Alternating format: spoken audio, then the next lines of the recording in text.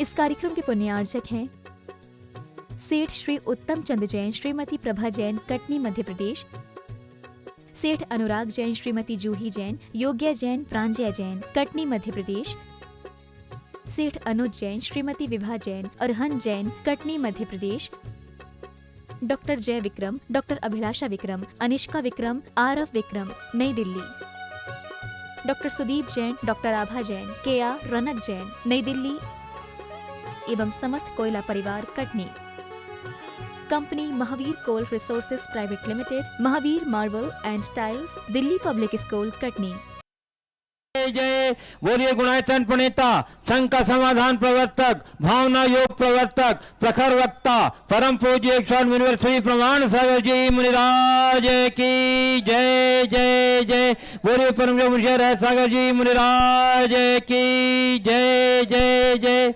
प्रिय बंधुओं, जैसा कि आप लोग को विदित है, पूज्य गुरुदेव के पावन चरण द्रुत गति से 780 सम्मेद शिखर जी की ओर बढ़ रहे हैं और आज गुरुदेव का झुमरी तिलैया से बिहार होते हुए अभी यहाँ स्थानीय चंदवारा ग्राम में, जो झुमरी तिलैया से 8 किलोमीटर हजारीबाग की ओर अवस्थित है, वहाँ के +2 उच्च विद्यालय में अभी प्रातःकालीन यहाँ गुरुदेव की आहारचर्या संपन्न होगी, सामायिक आदि क्रिया यहीं संपन्न होगी। इसी गांव के +2 उच्च विद्यालय के प्रांगण में आज का यह प्रातःकालीन मंगल में प्रवचन कार्यक्रम आयोजित है। आज के कार्यक्रम में उपस्थित यहाँ स्थानीय ग्राम बंधुओं का, सभी पदयात्रियों का तथा देश विदेश के विभिन्न स्थानों से पधारे श्रद्धालुओं का जो यहाँ उपस्थित है, उन सबों का तथा उन सभी श्रद्धालुओं का और दर्शकों का जो आज यहाँ आयोजित प्रवचन सभा का सीधा प्रसारण घर बैठे जिनवाणी चैनल एवं प्रमाणिक ऐप के माध्यम से देख सुन रहे हैं, आनंद दे रहे हैं,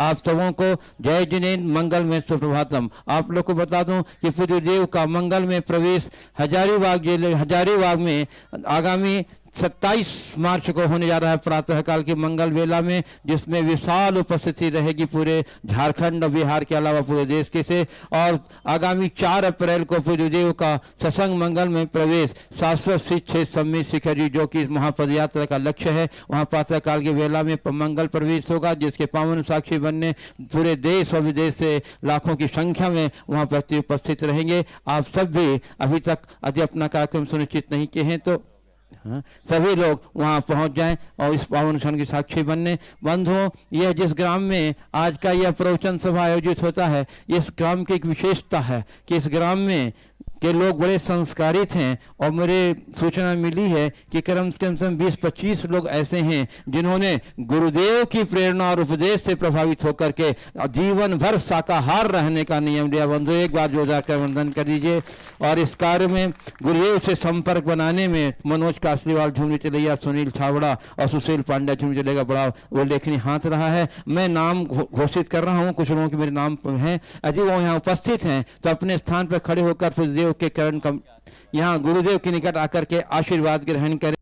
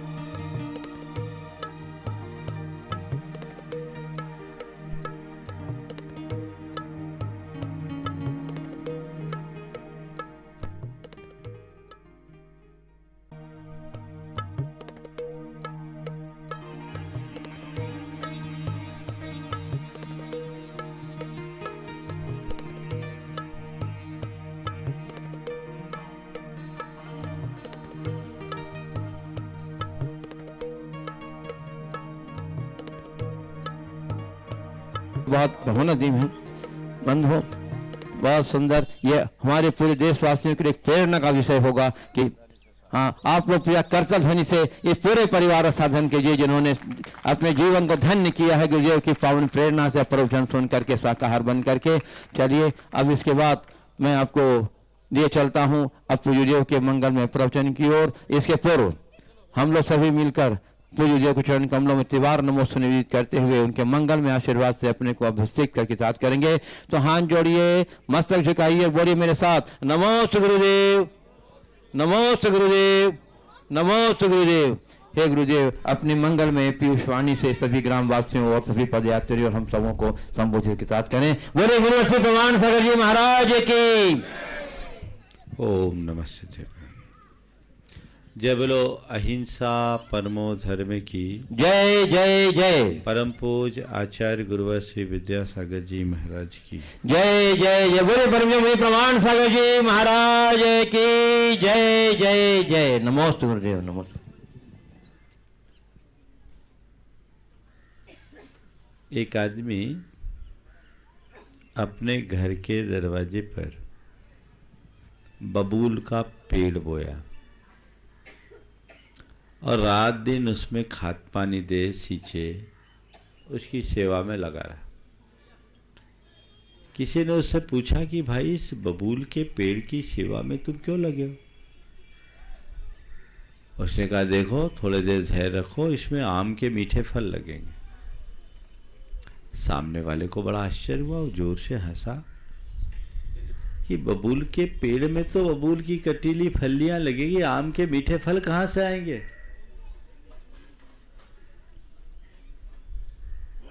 बस जो बात उस व्यक्ति के साथ है वही बात हर प्राणी के साथ लागू होती है। हम कहते हैं जैसा बोएंगे वो काटेंगे। हमारे देश में एक बड़ी पुरानी शुक्ति है, जैसी करनी वैसी भरनी। जो बोओगे सो काटोगे। हम 24 घंटे प्रवृत्तियां करते हैं, जैसी प्रवृत्ति करते हैं वैसा परिणाम होता है। हमारा संपूर्ण जीवन हमारी ही प्रवृत्तियों का प्रतिबिंब है। हम मन से सोचते हैं, वाणी से बोलते हैं, शरीर से क्रिया करते हैं। तो हम मन, वाणी और शरीर के माध्यम से जैसा सोचते हैं, बोलते हैं और क्रिया करते हैं, वैसे संस्कार हमारी आत्मा में जुड़ते हैं और कालांतर में पककर वे ही अच्छा और बुरा परिणाम देते हैं। आज यहाँ उपस्थित कोई भी व्यक्ति कभी नहीं चाहता कि मेरे जीवन में कोई दुख हो। कोई चाहता है क्या? कोई कष्ट हो चाहता है क्या? लेकिन अपने मन को पलट करके देखो, तुम बीज किसका बो रहे हो? सुख का बीज बो रहे हो या दुख का? खेती सब दुख की कर रहे हैं और फसल सुख की काटना चाहते हैं। संभव है क्या? संत कहते हैं अपने जीवन को सुखी बनाए रखना चाहते हो तो अच्छा कर्म करना शुरू करो। जब तक तुम अपने आचार, विचार और व्यवहार में पवित्रता नहीं लाओगे, जीवन उज्जवल नहीं होगा, सुखी नहीं होगा, हमारा भविष्य भी सुरक्षित नहीं रहेगा। इसलिए हमें अपनी प्रवृत्तियों के प्रति जागरूक रहना चाहिए। पाप का फल कोई नहीं चाहता, कोई चाहता है, लेकिन पाप की क्रिया करते रहो और पाप के फल से बचने की बात सोचो तो क्या होगा? कुछ भी हासिल नहीं होगा। तो संत कहते हैं पाप करना बंद कर दो, पाप के फल से अपने आप बच जाओगे। किसी व्यक्ति को यह समझाने की अब बिल्कुल भी जरूरत नहीं है क्या पुण्य है क्या पाप, सब जानते हो कि नहीं जानते हो? आपको पता है कि ये पाप है, तो जब पाप को पाप के रूप में जानते हो तो उससे दूर हटो। पापों के परित्याग से ही हमारा जीवन आगे बढ़ेगा। जिससे मेरी आत्मा का हित होता हो, मेरे जीवन का पतन होता हो, वैसी क्रिया से मुझे बचकर रहना चाहिए। ये प्रयास अपने जीवन में होना चाहिए। पर ये कब होगा? जब मन में पाप का डर होगा। आज लोग पाप से नहीं डरते, बेखौफ होकर के पाप करते हैं। परिणाम तो हमें ही भुगतना पड़ेगा। इसलिए पाप भीरू बनिए, पाप से डर अपने मन में जगाइए। आज हम कोई भी गलत कार्य करेंगे तो उसका परिणाम हमें भोगना ही पड़ेगा। हमारे यहां बड़ी पुरानी उक्ति है, ना भुक्तम क्षीयते कर्म, बिना भोगे कोई कर्म छी।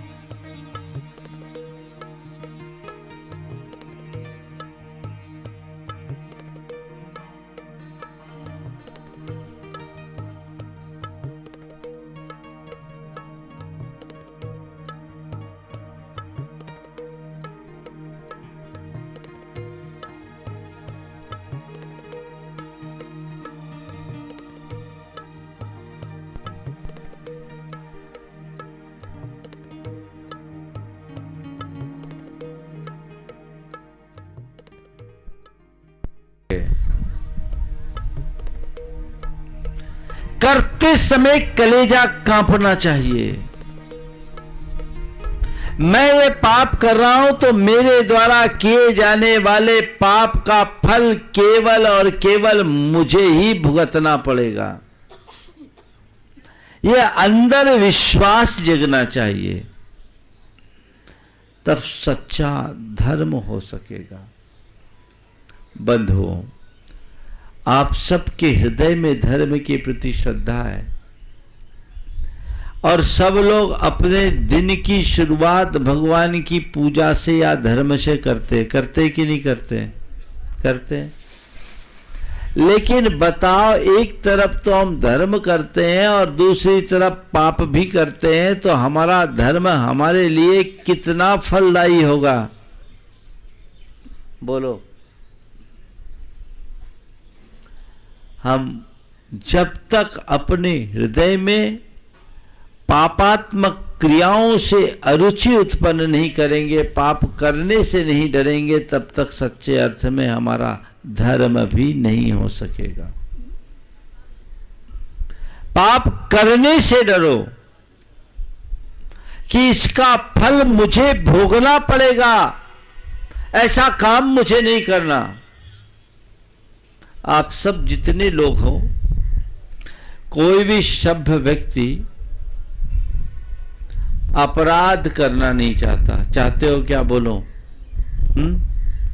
क्यों? महाराज अपराध करेंगे तो जेल जाना पड़ेगा, है ना? ये डरना आपको अपराध से रोकता है। अपराध करेंगे तो जेल जाएंगे, मन में ये डर है, इस डर के कारण आप अपराध करने से बचते हो। लेकिन कुछ लोग हैं जो पेशेवर अपराधी होते हैं, उनको अपराध करने से कोई डर नहीं होता। एक जेल में मैं प्रवचन करने के लिए गया, वहां ज्यादातर विचाराधीन अपराधी थे।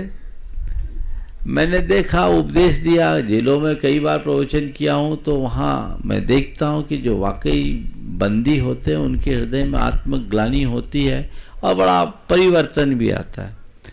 उस दिन जब मैं उस जेल में गया, प्रवचन किया, तो ज्यादातर लोग बदमाश टाइप के थे। उनके भाव भंगिमा से लगा कि इनको प्रवचन की आवश्यकता नहीं है, जेलर ने जबरदस्ती बिठा दिया है, सो सुन रहे। वो एक यादव जी थे जेलर। मैंने कहा, यादव साहब ये क्या है? बोले, महाराज ये सब पेशेवर अपराधी हैं, ये कैजुअल लीव में यहाँ है। उनके शब्द थे। बोले अपराध करते, यहाँ आते, थोड़े दिन में छूट जाते, इनको कोई डर नहीं है।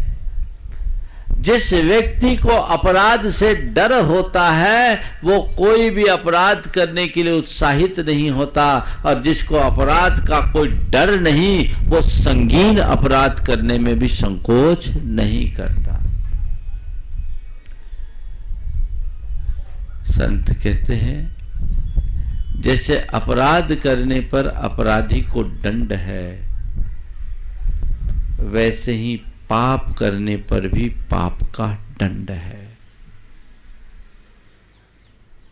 कदाचित इस लोक में कानून की कमियों का फायदा उठाकर हो सकता है कोई अपराधी अपराध करने के बाद भी बच जाए, लेकिन कुदरत के कानून में ऐसी कोई ढील नहीं है। पाप करोगे तो उसका परिणाम भुगतना ही पड़ेगा, तुम चाहो तो और नहीं चाहो तो। कई बार आप लोग अपने जीवन में ये उद्गार प्रकट करते, हे भगवान ये कौन सा पाप मेरे जीवन में आ गया। कहते हैं ना, भैया ये किसी और का पाप नहीं, तुम्हारा किया हुआ है। अभी मेरे सामने एक कैमरे लगे हैं ना, मैं जैसा बोल रहा हूं, जैसा एक्शन कर रहा हूं, वही रिकॉर्ड हो रहा है। अब ये जब प्ले होता है और मैं कहूं अरे किसका चेहरा आ गया, कैसी आवाज आ गई, कैसा एक्शन आ गया, तो ऐसा कहने से कुछ काम होगा क्या? भैया रिकॉर्डिंग चालू है, मैं जैसी मुद्रा रखूंगा रिकॉर्डिंग तो वैसी ही होगी ना। तो जैसे एक कैमरे में रिकॉर्डिंग है, वैसे ही हमारी प्रवृत्तियों की रिकॉर्डिंग 24 घंटे चलती है। पापात्मक प्रवृत्तियां होगी तो उसका परिणाम भी हमें भोगना पड़ेगा। कालांतर में वो प्ले होगा तो वही चलेगा। फिर तुम सोचो, हे भगवान ये कौन सा पाप आ गया? पाप तो तुम्हारा ही है, भोगना तुम्हें पड़ेगा। इस कैमरे में तो सुविधा है रिवर्स करने की, फॉरवर्ड कर देने की, पूरे के पूरे उसके डाटा को डिलीट करके दूसरा भर लेने की, क्यों है ना? लेकिन भीतर के कैमरे में ऐसा कोई व्यवस्था नहीं कि अच्छे दिन आए तो उसको बार बार रिवर्स कर लो और बुरे दिन आए तो फॉरवर्ड कर दो, है? वहां तो वही चलेगा। इसलिए अपराध से डरने वाला व्यक्ति जैसे अपराध से बचता है, वैसे ही जिसके हृदय में पाप से डर होता है वही पाप से बचता है। आप लोग का भगवान पर विश्वास है सच्चा कि झूठा? पक्का सब भगवान के सच्चे विश्वासी हो? मानते हो भगवान को? ये बताओ, आप ये मानते हो कि ये संसार भगवान का घर है? हाँ, मानते हो ना, भगवान का ही घर है। संसार की चीजें सब भगवान की, ये भी मानते हो? इसमें कोई संशय? अब एक सवाल का उत्तर दो। कोई व्यक्ति तुम्हारे घर जाए और तुम्हारे घर के सामान को तोड़ने लगे, तोड़ फोड़ करने लगे, तो तुम क्या करोगे? हाँ, उसको गुस्सा करोगे कि नहीं? प्रसन्न होगे? पीठ थपथपाओगे? शाबाशी दोगे? क्या करोगे? महाराज ठोक पीट के ठीक करेंगे, यही करोगे ना? क्यों? हमारे घर का सामान के साथ छेड़छाड़ करेगा तो हम उसको कैसे बर्दाश्त करेंगे, है ना? ओ, तो मैं आपसे कहता हूं, अभी आप लोगों ने एक बात कही, ठीक है, अभी आप लोगों ने एक बात कही कि ये संसार भगवान का घर है ना, और चीजें भगवान की है, ये है। अब इससे तोड़ फोड़ करोगे तो तुम्हारा भगवान तुमसे प्रसन्न होगा कि नाराज? ये बताओ, बोलो जोर से। तुम्हें कभी भगवान की नाराजी का डर है? तो फिर हिंसा क्यों? सच में बोलूं तो सबका भगवान के प्रति उथला विश्वास है, सच्चा विश्वास ही नहीं है। सुबह से जाके भगवान को जल चढ़ाते हो, फूल चढ़ाते हो, पूजा कराते हो, सोचते हो भगवान को खुश कर दिए, और बाहर आकर के हर वो काम करते हो जिसे भगवान पसंद नहीं करते। तो कैसे कल्याण होगा? जिन बातों को भगवान ने पाप बताया है वो काम तुम कर रहे हो, यानी भगवान को मान रहे हो, भगवान की नहीं मान रहे। इसका मतलब तुम्हारा सही भरोसा ही नहीं है। बात समझ में आ रही है ना? इसलिए हृदय में ऐसा भाव जगाओ कि नहीं, मेरे मन में पाप से डर होना चाहिए, पाप करने से डर होना चाहिए। कांपे, हृदय कांप जाए, मुझे ऐसा कोई कर्म करना ही नहीं जो प्रत्यक्ष रूप से पाप दिखता है। जिस मनुष्य के हृदय में हिंसा है वो सच्चे अर्थों में भगवान का भक्त नहीं है, वो श्रद्धालु नहीं है, उसका कभी कल्याण नहीं हो सकता। क्योंकि धर्म का मूल दया है। ये अपने अंदर ऐसे भाव जगाइए तो जीवन आगे बढ़ेगा। तो पाप से डर ना होना सबसे जघन्य स्थिति। पाप से डर यानी उससे भी कोई बहुत बड़ी बात नहीं, पाप करने से डर हो। चौथी स्टेज है पाप करके डर। ये बहुत लोग हैं, पाप कर लेंगे फिर मुंह छिपाते फिरेंगे, कहीं पोल न खुल जाए, कहीं पकड़ा न जाऊं, कहीं मेरी बदनामी न हो जाए, अब क्या होगा, अब क्या होगा, अब क्या होगा। अरे भैया, पाप करके डरने से क्या होगा, पाप करने से डरो। ये बात गांठ में बांध रखना चाहिए। कोई तुम्हारा सुख दुख देने वाला नहीं है। कर्म प्रधान विश्व करी राखा, जो जस करहि सो तस फल। जो जोर से बोलो। जानते तो आप लोग सब हो, जानते हो कि नहीं जानते? बोलो।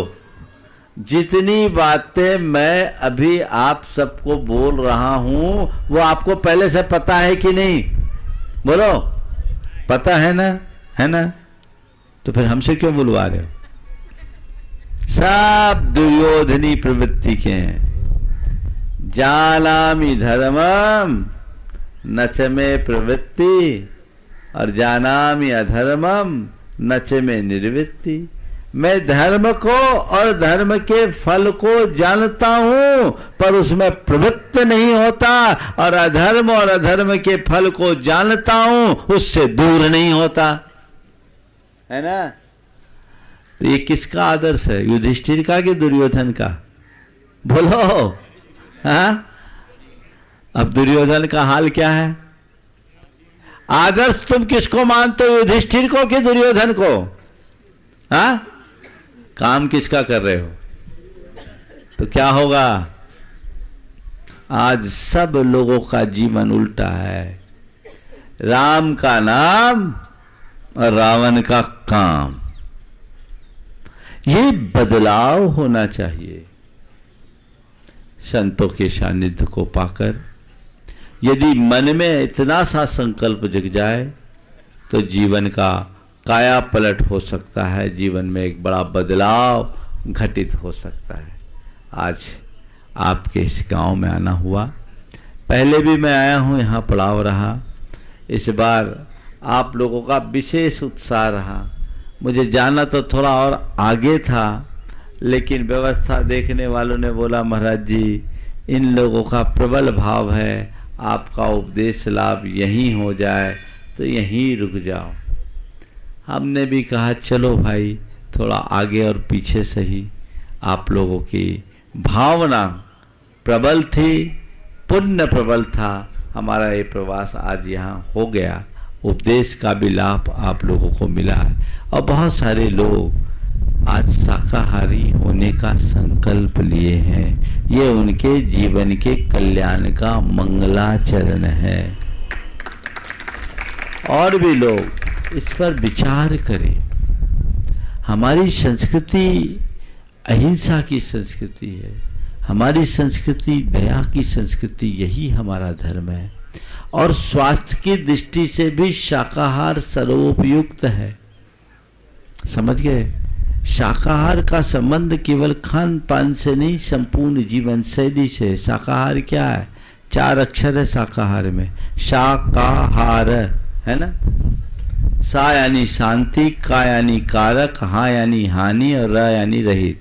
जो शांति कारक और हानि रहित हो वो शाकाहार है। ये जीवन के लिए उपयोगी है। आज चिकित्सक भी इस बात को बोलते हैं। आहार विज्ञान पर विश्व में बहुत चर्चाएं हो रही और सब लोग शाकाहार को बढ़ावा दे रहे हैं। ये हिंसा के कारण ही तो कोरोना जैसी महामारी जन्म ली। बताओ, कोरोना का जन्म कहां से हुआ? चीन में। कहां से? कौन सा? वुहान में। क्या होता है? सारा जितना भी जानवर है सबका मांस वहीं से नहीं वायरस आया। तो ऐसा काम क्यों? पूरे विश्व में इस बात को लेकर के बड़ी बहस है। तो इस पर ध्यान आप सब दें। आप सबका भला हो, आप सबका कल्याण हो।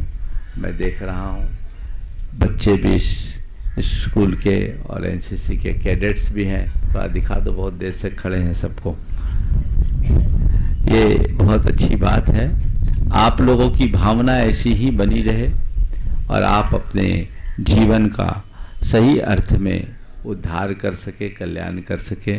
ये भाई तो पिछले औरंगाबाद से लगा, क्या नाम तुम्हारा? मुन्ना कुमार लगा है। बहुत अच्छी बात, खड़े हो जाओ थोड़ा सा।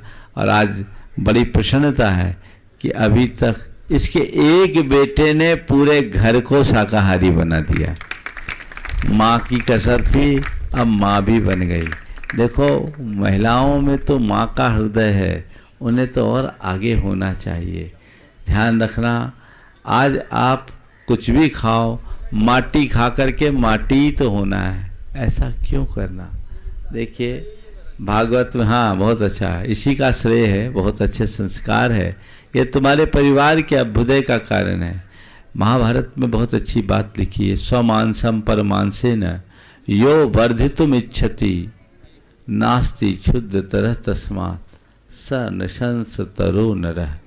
जो मनुष्य पर के मांस से अपने मांस को बढ़ाना चाहता है, पर मांस खाकर स्व मांस को बढ़ाना चाहता है, वो नृशंस मनुष्य है, उससे कोई क्षुद्र दूसरा प्राणी नहीं। ये बातें हमें समझनी चाहिए और अपने जीवन को सही दिशा में आगे बढ़ाना चाहिए। जिन लोगों ने भाव व्यक्त किया वे अपने संकल्प पर दृढ़ रहें। सोचो, एक प्राणी को जीवन दे सकते हो क्या तुम? एक भी प्राणी को जब दे नहीं सकते तो ले कैसे सकते? बोलो। मारने वालों से बचाने वालों का हाथ हमेशा बड़ा होता है। अपना स्थान बड़ा हो। कोई व्यक्ति मान लो महीने में 5 दिन भी अंडा खाता हो तो हर महीने 5 जीव को निगल रहा है। केवल एक अंडा खाता है तो साल में 60। और ऐसा व्यक्ति यदि 50 बरस तक जीवन जिए तो कितने हो गए? 3000। अगर आज वो त्याग करता है तो केवल एक अंडे का त्याग करता है तो इस जीवन में 3000 प्राणियों को अभय दान देकर बचाने का पुण्य अर्जित करता है। सोचो, एक चीज से। खाने के बाद तो जीवन कलंकित होना है, बीमारियां भी होनी और एक दिन बर्बाद हो जाना है। इसी तरह अन्य प्राणियों की बात हो तो ये हृदय में दया का भाव लाइए, जीवन को आगे बढ़ाने की कोशिश कीजिए। आप सबका भला हो, आप सबके जीवन की उन्नति हो, आपकी बुद्धि निर्मल बने। इस स्वभाव के साथ मैं यहीं पर विराम लूंगा। बोलो अहिंसा परमो धर्म की। तो जो यहाँ कांग्रेस के महासचिव श्री अज्जू सिंह जी यहाँ उपस्थित हैं, आ जाइए गुरुदेव के चरणों में नमन करके आप स्वागत ग्रहण कर लें। जो क्षेत्रीय विधायक अकेला जी के बड़े सहयोगी भी रहे हैं और आज की व्यवस्था बनाने में इन्होंने बहुत अपना योगदान दिया है। कांग्रेस के महासचिव श्री अज्जू सिंह जी गुरुदेव से आशीर्वाद ग्रहण कर रहे हैं। भैया दिखा दो। हो गया। चलिए, इस प्रकार से आज की प्रवचन सभा यहीं विराम को प्राप्त होती है। मध्याह्न 3 बजे है। इस कार्यक्रम के पुण्यार्चक थे सेठ श्री उत्तम चंद जैन, श्रीमती प्रभा जैन, कटनी मध्य प्रदेश। सेठ अनुराग जैन, श्रीमती जूही Jain, योग्या Jain, प्रांजया Jain, Katni Madhya Pradesh. Seth Anuj Jain, Shrimati Vibha Jain, Arhan Jain, Katni Madhya Pradesh. Doctor Jai Vikram, doctor Abhilasha Vikram, Anishka Vikram, Aarav Vikram, New Delhi. Doctor Sudeep Jain, doctor Abha Jain, केआर रनक जैन, नई दिल्ली एवं समस्त कोयला परिवार, Katni. Company Mahavir coal resources private limited, Mahavir marble and tiles, Delhi public.